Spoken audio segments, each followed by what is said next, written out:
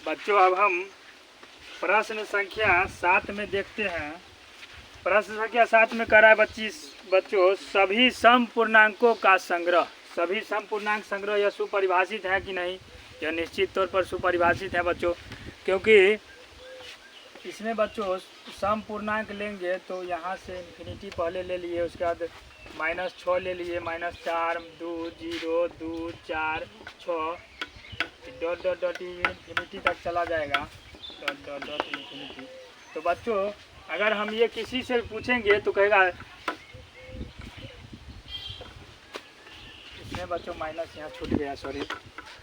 तो बच्चों अगर इसमें से हम कुछ किसी से पूछेंगे तो कहेगा सर इसमें सम पूर्णांक का संग्रह है, यानी कि इसमें ऋणात्मक और धनात्मक दोनों का संग्रह होगा, यानी यह सुपरिभाषित है। तो इसे लिख सकते हैं यह सुपरिभाषित है, अतः यह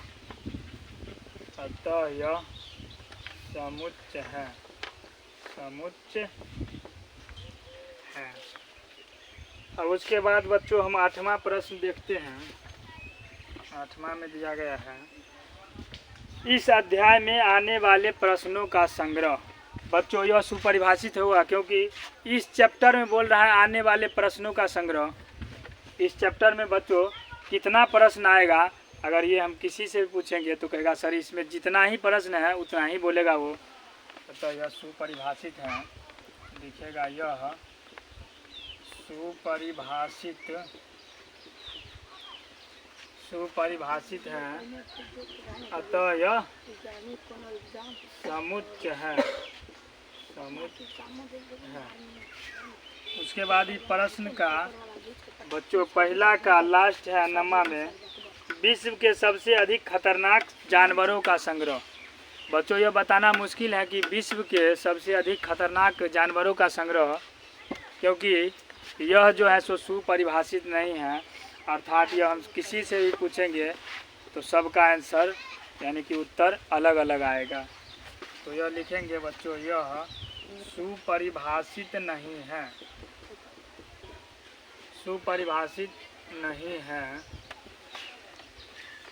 अतः यह समुच्चय नहीं है, अतः यह समुच्चय नहीं है। एक बात बच्चों हम कहना चाहेंगे कि यदि हमारे पिछले वीडियो आप नहीं देखे हैं थ्योरी क्लास का सेट पहला चैप्टर का, तो थ्योरी क्लास का चैप्टर ज़रूर देखें। यदि आपको समझने में दिक्कत हो रहा है तो हमारा इससे पहले का वीडियो थ्योरी दिया गया है, सेट क्या है नहीं है, वो वीडियो आप देखेंगे तो ये सवाल एकदम बच्चा जैसे लगेगा आपको। इसलिए अगर नहीं देखे हैं, समझ नहीं आ रहा है, तो इससे पिछले वीडियो थ्योरी क्लास ज़रूर देखें। तो उसके बाद बच्चों दूसरे प्रश्न पर हम चलते हैं।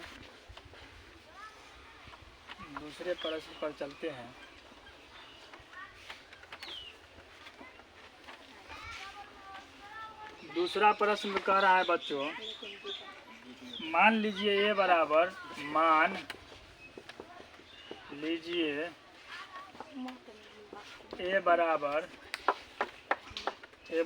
बच्चों सेट दिया है 1 2 3 4 5 और 6। उसके बाद बता रहा है रिक्त स्थानों में उपयुक्त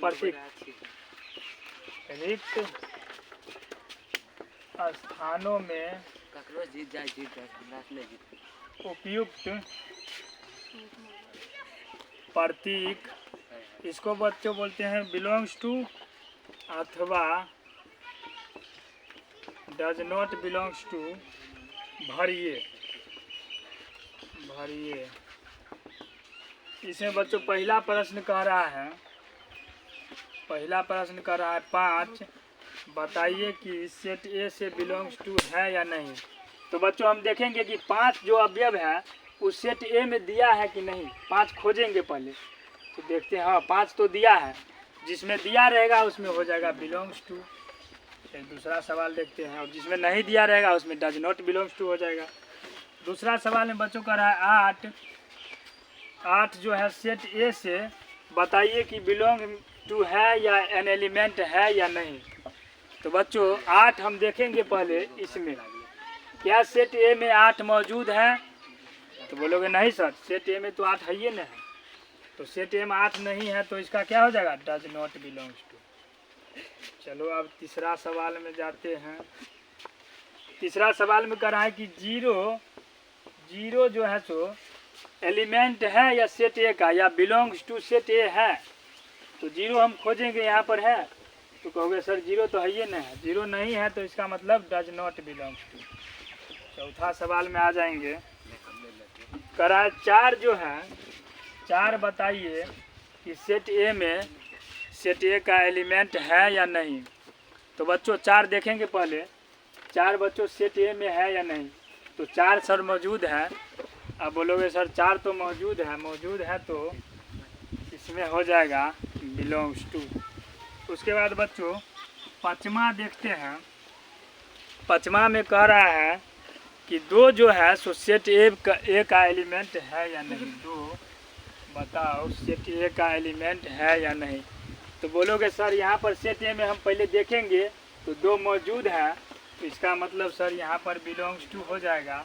इसका मतलब बिलोंग्स टू हो जाएगा। फिर 6वां में देखते हैं बच्चों, पूछ रहा है 10 जो है सेट ए का एलिमेंट है या नहीं। 10 है या नहीं। तो सर देखेंगे कि सेट ए में पहले एलिमेंट है कितना, 10 है क्या। तो 1 से 6 तक है, यानी 10 नहीं है, तो डज नॉट बिलोंग्स टू हो जाएगा बच्चों।